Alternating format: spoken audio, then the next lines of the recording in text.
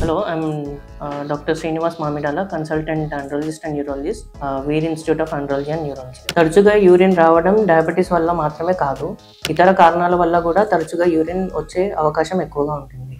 అందులో మొదటిగా urinary tract infections, urine infection అంటారు. ఇది సాధారణంగా మహిళల్లో, పిల్లల్లో ఎక్కువగా కనబడుతుంది. నెక్స్ట్ వచ్చేసి పురుషుల్లో ప్రోస్టేట్ గ్రంథి పెరగడం వల్ల యూరిన్ ఫ్లోని అడ్డుకుంటుంది. దానివల్ల కూడా యూరిన్ తరచుగా రావడం జరుగుతుంది. మూడోది యూరెట్రల్ స్ట్రక్చర్, అంటే యూరిన్ వెళ్ళే దారిలో బ్లాక్ లాగా ఫామ్ అయ్యి యూరిన్ ఫ్లోని అడ్డుకుంటుంది. దానివల్ల తరచుగా యూరిన్ పోవడం కామన్.